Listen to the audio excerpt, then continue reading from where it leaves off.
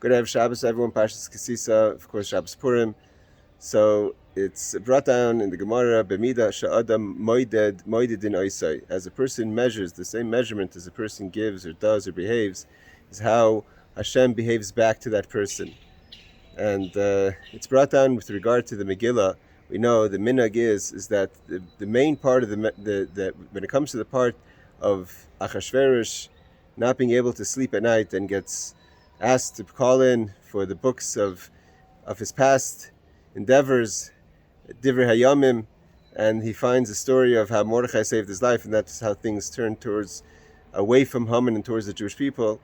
So the Mariel says the minhag is that we say that part loud because that's the main part of the miracle. That's the pivotal moment.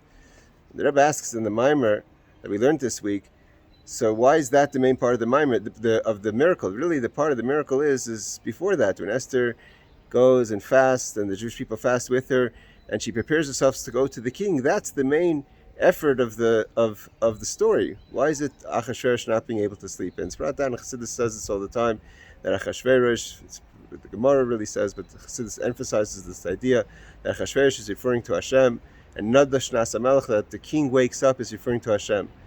So just like as a person, as we behave, Hashem behaves back to us. When we're in slumber, when we're sleepwalking through life, when we sleepwalk through our Yiddishkeit, through our relationship with God, so God, lahavdil, also goes to sleep.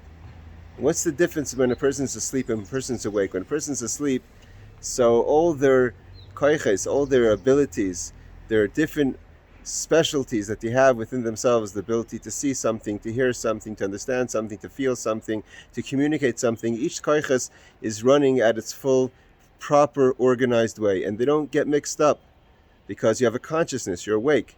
When you're asleep, everything gets kind of put into dormant, into sleep mode, and also the koiches themselves kind of get mixed up. There's a confusion. That's why we dream things that don't make sense, because there's no obligation, there's no moyach, there's no logic that's in there to dictate how things are supposed to be. There's no organization, so it becomes like one big mush.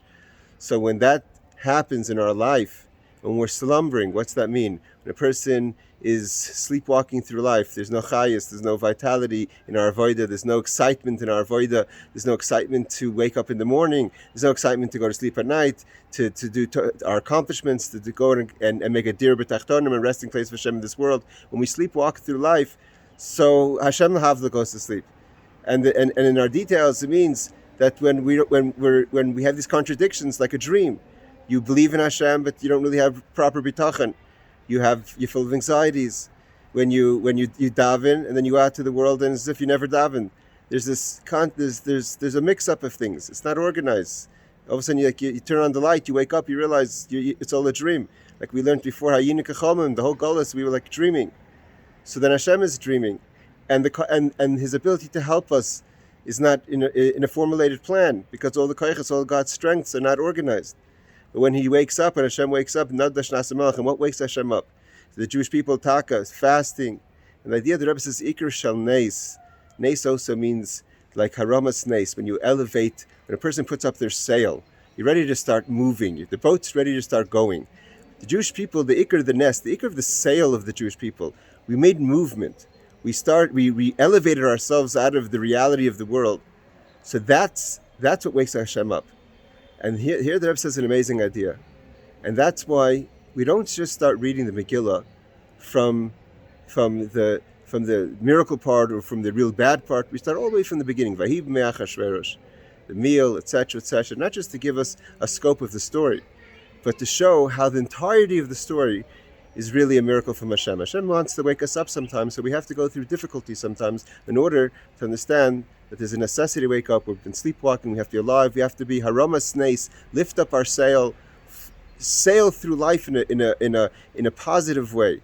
Like it says, V'ruach Elokim merachefes al pnei hamayim. I just want to wish everyone a Simcha Dika Purim, a meaningful Purim. We should wake up, Hashem is going to wake up, take us out of Galus. And let's just finish off the idea the Gemara says, we learned in Sanhedrin about the idea of how Hashem responds to our midah. The Gemara says, when a person gives a full hand to someone else, God gives a full hand back. The Gemara says, how could you give a full hand of Hashem? How could you take a full hand for Hashem? Hashem's hand is limitless. So the Gemara says is because Hashem allows us, He creates for us the kelim, the vessels.